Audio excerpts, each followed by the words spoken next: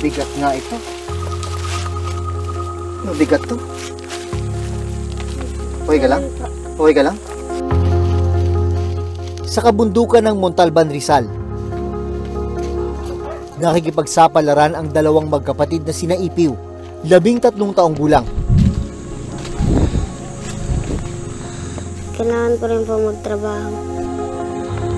At ang kanyang nakababatang kapatid na si Realin, 12 taong gulang.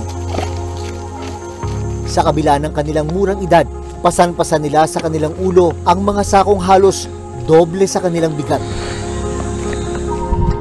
Napagod din po ako minsan pero di pa po ako sumusuko. Pakay nila, maibenta ang mga ito, pandagdag sa gastusin ng pamilya at pangsuporta sa kanilang pag-aaral. 2 taon na kasing natigil sa pag-aaral si Ipiw dahil na rin sa hirap ng buhay.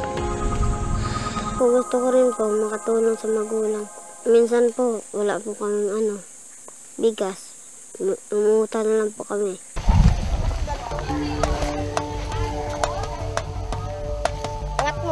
Pero si Realin piniling magpatuloy sa pag-aaral.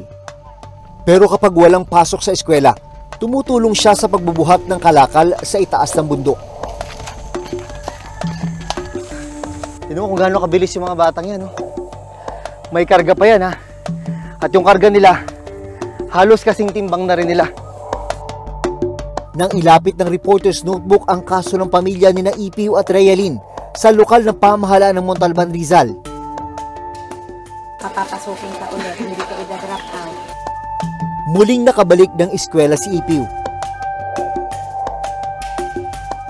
Pero ang pagbabalik eskwela at tuwa ng mga bata,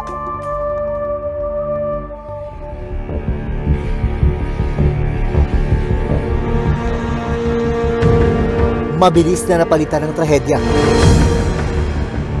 Yung bahay po, naguan po ng bato. Lahat po ito, doon po galing po sa taas. Malungkot po. Kasi po yung bahay namin nagugaling po ng bato. Pati na po kami pwede lang po umalik dito.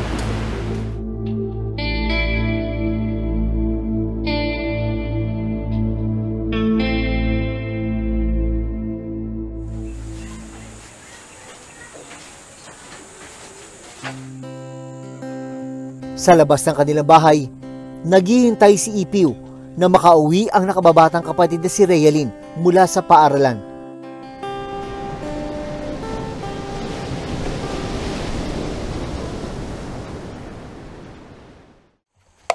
Aakyat kasi sila sa bundok para tulungan ang kanilang ama na maghanap buhay. Tirik na tirik ang araw at malalaking bato ang kailangang daanan.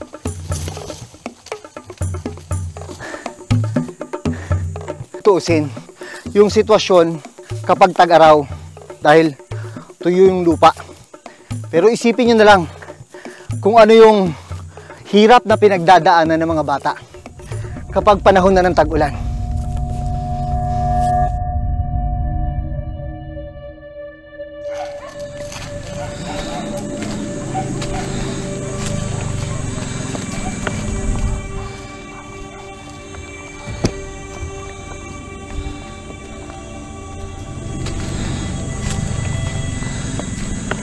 Kailangang tumigil-tigil ni Ipiw para habulin ang kanilang hininga.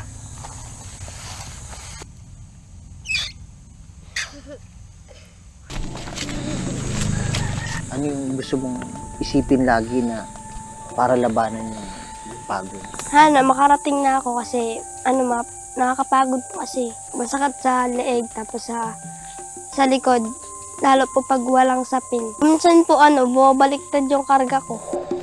Si Ipiw huminto sa pag-aaral ngayong taon at dahil 2 beses siyang natigil sa pag-aaral, inabutan na siya ng nakababatang kapatid na si Realin sa grade 5. Paon-ahon kami dito sa bundok.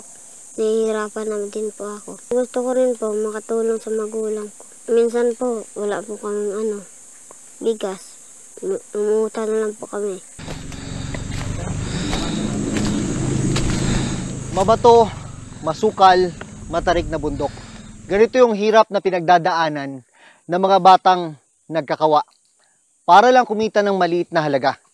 Pero para sa kanila, ang maliit na halaga na yon ay malaking tulong na para sa kanilang pamilya. Pagdating sa taniman, kumuha na ng mga bunga ng saging ang kanilang ama na si Mang Regilio.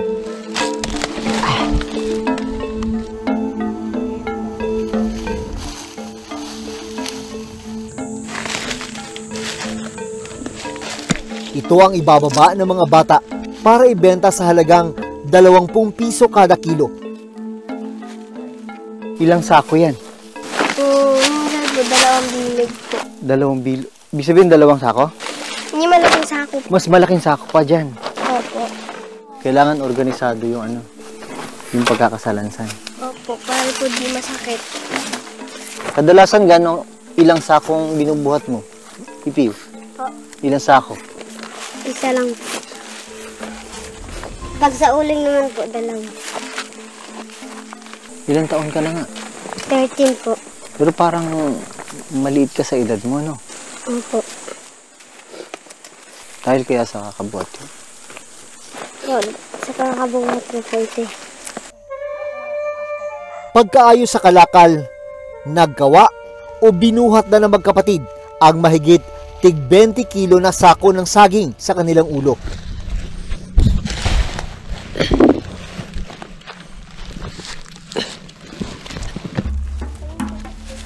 Mabigat nga ito. Mabigat to. Okay ka lang? Okay ka lang?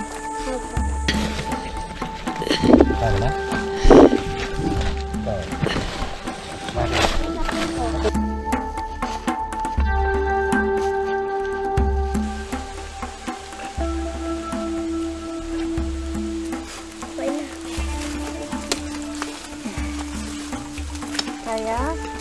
Okay lang? Hindi masakit sa leg? Okay lang to? Okay lang? Naya? Opo. Sige.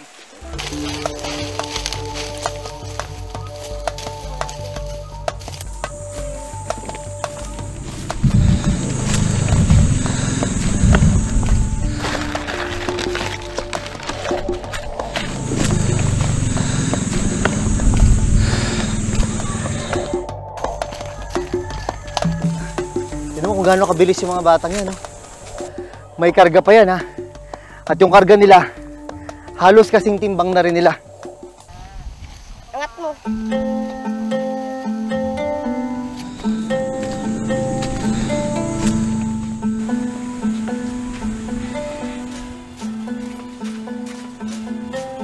Pagdating sa bayan, sandaling tumigil ang magkapatid para magpahinga. Kadalasan mga ilang hinto kayo, ilang pahinga? Minsan po, 5. 5. Mabalik lang yung lakas. Opo. Pag ginaul kayo pagod. Paano pag ganito nga, mainit, sobrang init, panahon ng tag-init? Papahinga po kami ng matagal.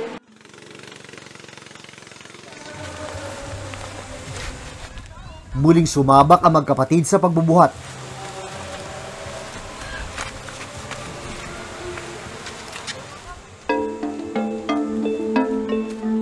Ramdaman ng hingal at pagod.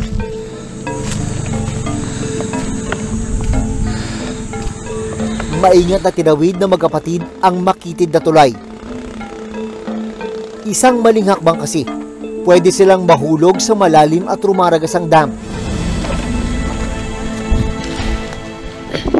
Maya-maya pa, tila hindi na naman kinaya ng magkapatid ang pagod.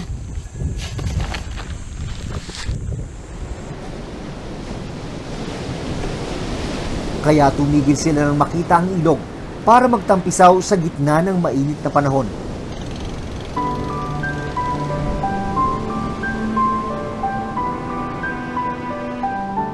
Panandali ang kinalimutan ng trabaho at naging musus muli ang magkapatid.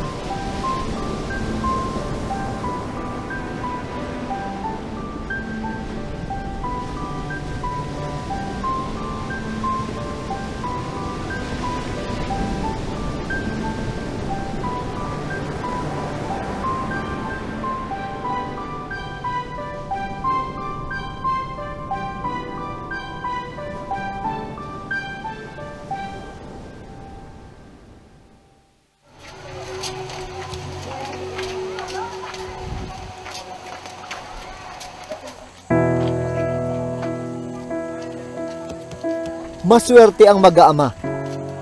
Dahil pagdating sa kanilang bahay sa tabi ng dam, isang buyer na ang nag-aabang sa ibinaba nilang mga saging. Bagong dating? Bago lang yan. Magkano tayo ito tayo? Ano? Hindi naman ako may naging. 400 piso ang ibinayad kay Mang Rihiyo para sa isang sako ng 20 kilo ng saging. Ito raw ang pangkaraniwang kita niya sa isang araw. Ito sa'yo ha. Yan. Paano kayo niyo? 50 po kami. Parang hindi kayo. Masaya mo kayo? Apa. Ano gagawin niyo sa 50? Bibigyan ng pagkain. Babaon ko bukas. Bibigyan ko po ito ang mama. Para kay Rayalyn, ang pagkakawa ang isang paraan para makatulong sa pamilya. May mga pagkakataon daw kasi na kape at kanin lang ang panlaman tiyan nila. Parang hirap yata matulog na buto. Naiyak po kasi po nadamay po kasi pamilya ko kasi sila rin po nagugutuman din.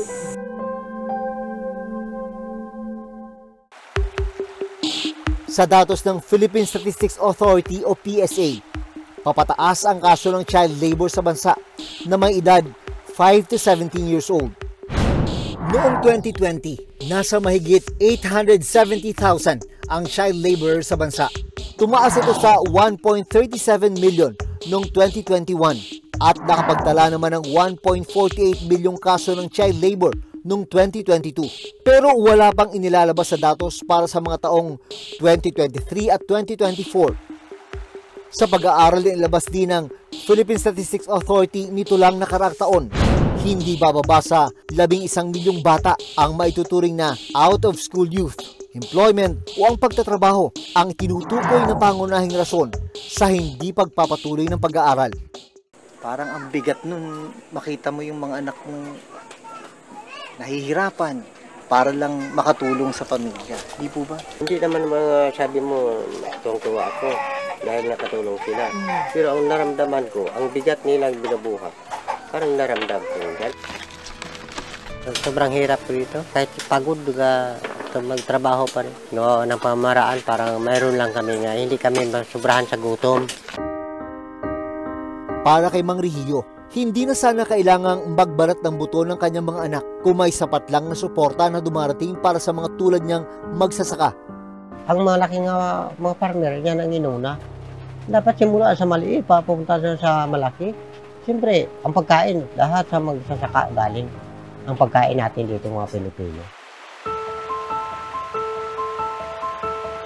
Para masiguro ang kalusugan ng pamilya noon, ipinasuri din ng Reporter's Notebook at LGU ng Montalban sina Nanay Marivic at magkapatid na Ipiw at Rayalyn sa Health Center ng bayan.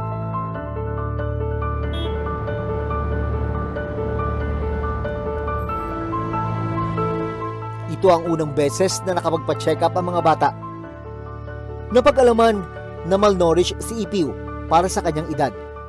Kung sa assessment natin sa mga usual 13 years old na bata sa Pilipinas, na siya po ay medyo shorter in stature tsaka payat. Pwede rin naman dahil sa lack of nutrition, no? Depende sa kinakain nila doon sa wawa. Kapag ang bata kasi hindi sila dapat talaga masyadong nagbubuhat ng mga ganyan, lalo na kung every possible siya na maka-affect ng growth rate ng bata. Inirekomenda rin ng doktor na kinakailangan ng tumigil din ang Ipiw at Rayalyn sa mabigat na pagtatrabaho. We have to allow them to rest, no? Kasi yung katawan ng mga bata, mga ganitong edad, they're still growing kasi. Sina-chart na natin yung growth nila. Nire-refer din natin sila sa pedya. Like I has long brown hair. Sa kabila ng hirap ng buhay, nananatiling pursigido si Rayalyn. Anong sinasabi mo sa mga kapatid mo? Sasabi ko po sana mag-aral sila mabuti para po makatulong sila sa pamilya namin. Napagod din po ako minsan pero di pa po ako sumusuko. Ginagawa yun para po makapagtapos ako sa pag-aaral ko. Dahil dito, nakumbinsi ni Rayalyn si Ipiw na bumalik sa pag-aaral. Abril nitong taon, nakipagtulungan ng Reporter's Notebook sa lokal na pamahalaan ng Montalban. Yung mga bata, hindi nila gusto yung sitwasyon. Kaya lang kailangan nilang magtrabaho para makatugon dun sa Unang-una yung basic na lang na pangangailangan. Dahil dun sa kalagayan ng tatay, syempre sila na yung dumudugtong. Pero dahil ito ay mga bata pa, musmus pa lang, hindi dapat. Makikita dapat ng estado din. Paano natin sila matulungan at maagapayan yung mga batang ito.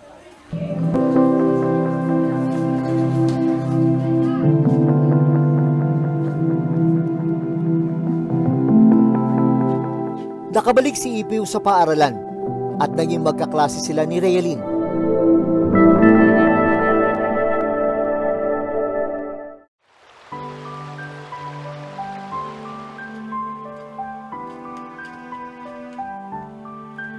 Makalipas ang 5 buwan, nakatungtong na ng grade 6 ang magkapatid. At tumigil na sila sa pagkakawa at pagtatrabaho sa bundok. Masaya po ako dahil po nakabalik na po ako sa school namin. Nalulungkot naman po ako pag di po ako nakakapasok. Kasi po dati, lagi po kami nagkakawa, tapos ngayon po hindi na. Tinuturuan pa rin nila ang isa't isa ng mga subject na hindi nila masyadong maunawaan. Tingnan niya, nakakabasa na. Green light, thin well, nature, great harmony, 15 times 1. Sa 15 pa rin. Pag naman mo. Sabi madali. Okay, 15 times 5. 75 lang. Oh, father lang. Pero sa likod ng tawanan at kulitan ng magkapatid, may nangyari palang hindi maganda sa kanilang pamilya noong kasagsagan ng Bagyong Karina. 2 buwan na ang nakalilipas.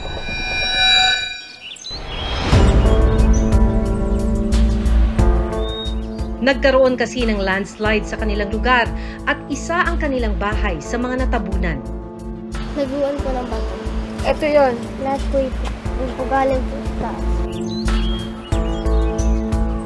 Kwento ni Ipiw, bandang 10:00 ng gabi nang may marinig silang malakas na pagguho mula sa itaas ng bundok. May narinig po ang gumuguho po ng bato.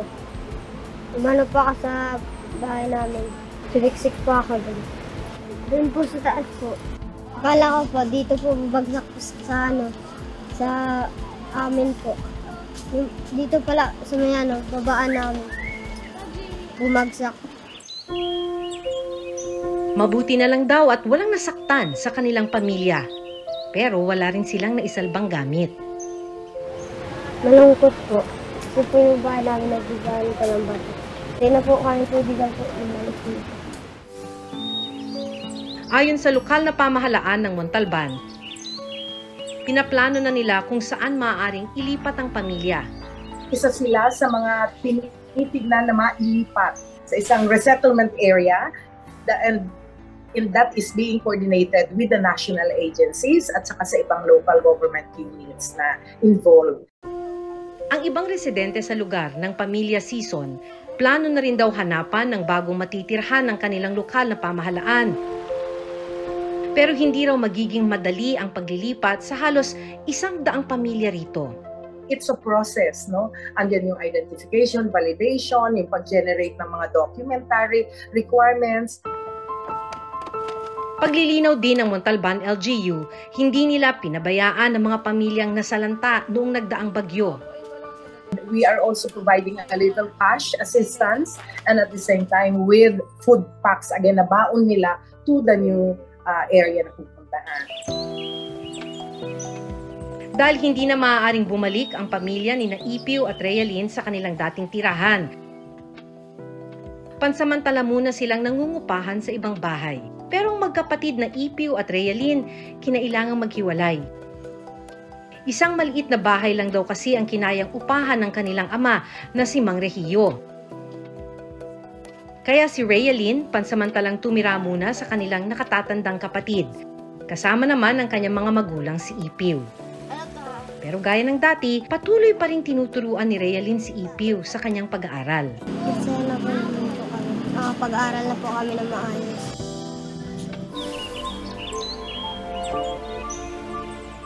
Hindi matatawaran ang kasipagan ng mga tulad ng pamilya Sison.